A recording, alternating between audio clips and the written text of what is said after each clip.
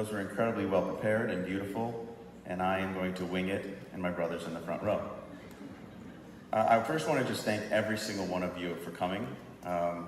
You could have done anything with your Monday night, and you chose to come and witness an incredibly powerful, a very upsetting, and a very important film.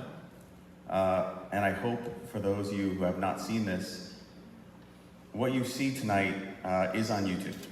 And it's there because after talking to my friend Sheryl Sandberg, who couldn't be here, who's an incredibly brave and powerful person who you will see in the film, they put it on YouTube because it's completely accessible to everyone, and there's no excuse for someone to not take that time to see it. When I met the survivors of Nova, it was at a healing camp with my brother Sam, who's here in Israel. We arrived in the morning at 7 a.m. and we were at a kibbutz by 8. And we saw things that no one should ever see. We saw devastation. Unfortunately, the blood was still on the walls. The smell, we'll never forget. And then we went from those communities to the Nova field. And we kind of expected to see what we saw, unfortunately. We knew this kind of evil was in the world because of our family background and the stories of the Holocaust, and my grandmother being in Auschwitz, my grandfather being in Dachau, and my unfortunate experience with someone who had the same ideology as Hamas, who committed a terrorist attack at one of our shows in Manchester. But when we arrived on the 4th day, we went to the Nova Healing Camp, and we saw kids 20 to 24 years old. Many who had lost friends, who had witnessed the things you're going to see, who gave interviews, and they were laughing and crying and singing music and doing therapy together, writing songs. And I sat with one young lady who had lost all of her friends. She was the only survivor out of a group of friends. And she said to me, she goes, you know, you're here, you understand, but if I was out there in the world and I didn't know, maybe I would hate me too. And it was the first time on the trip where I became incredibly angry.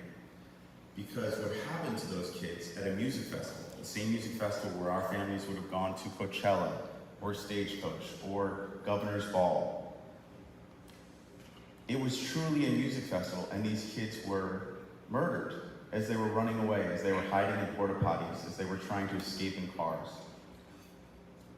And the world just abandoned them. The world was quiet, the world was silent. The industry I'd given my life for 23 years wasn't saying anything. And I was confused because when we had a terrorist attack in Manchester, 22 people were killed and many more maimed and injured. And within 2 weeks, the entire world rallied behind us. And we threw One Love Manchester just 2 weeks later, which was the biggest concert in the world, broadcast on every major network, every social media site. And every artist from the entire community showed up. 6-hour concert with the biggest names in music. And here I was standing in front of these kids where 380, and now the total is over 400 were killed. 40 were taken hostage. It's the biggest music massacre in history, and no one was saying anything. So we went on a quest to start helping, and we brought the Nova Music exhibit to New York City.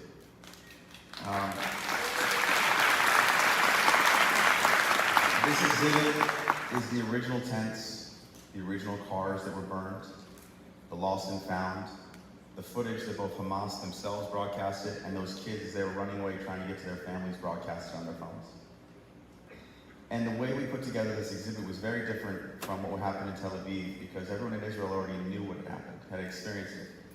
But we wanted to do something here that made people understand that Nova, and what happened to those kids, and what happened here, and what you're going to see, these were innocent people.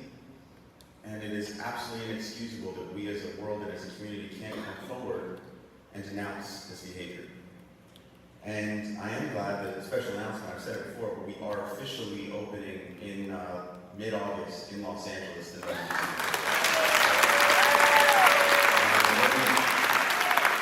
that exhibit through October, and I can tell you there's nothing political about it. It is truly about a music festival, and the way we're doing the tickets, the same way we did in New York, $2 to $8 just to cover the processing fees, and half the time we're going to be letting in people for free.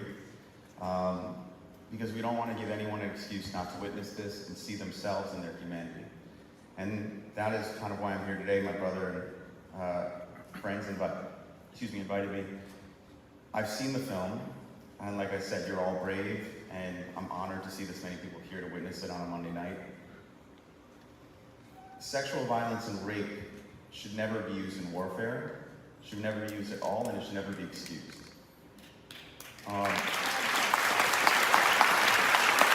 Unfortunately, with all the evidence, God has helped and others, the UN finally acknowledged it, but it took 6 months for them to say the evidence was credible.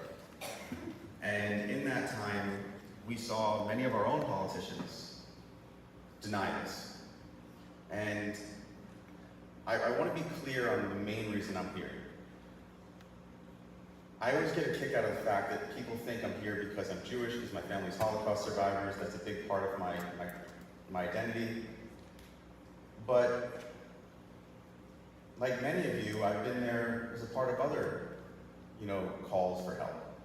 And what bothers me the most, and why I'm glad that there's so many from different communities here, is that two things can be true. And when I teach my children, just like so many of you teach yours, empathy should not have a limit.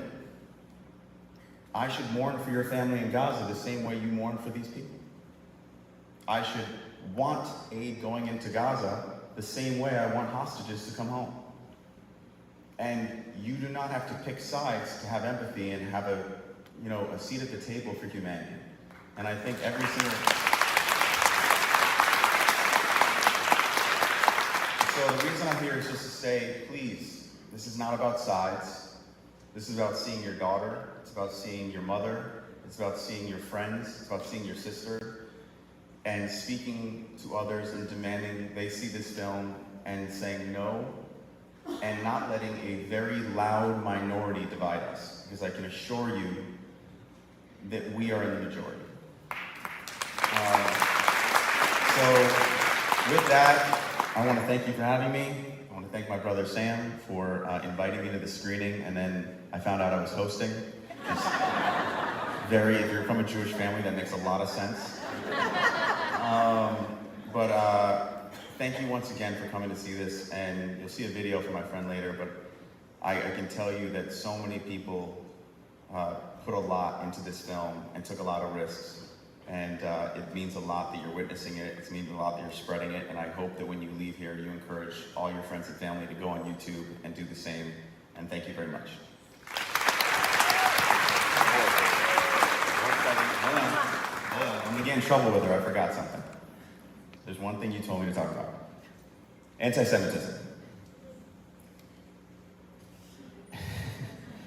The thing I want to say about that is there's an underlying issue that many of your Jewish friends are going through, which is, why is this issue you're about to witness actually being ignored?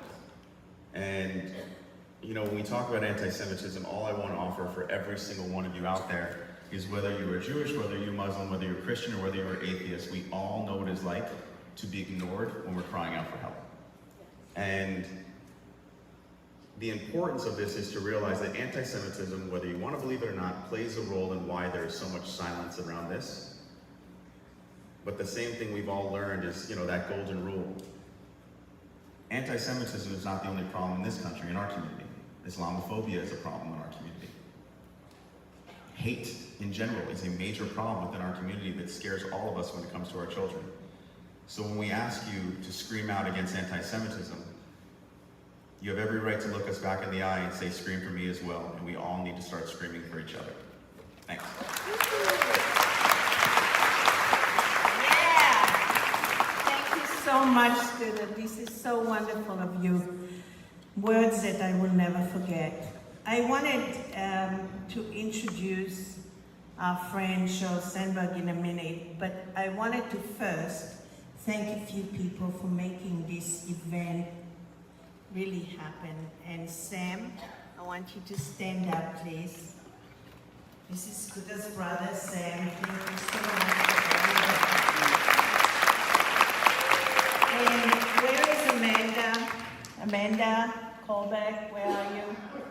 This evening would not be happening if not for Amanda. I don't know where you are, but thank you so much for everything. I want to thank our Committee for Justice for Women for everything you've been doing. I want to thank Rose Rothstein and for everything that her staff and her team have been doing. This evening would not happen without all these organizations coming together and making it happen.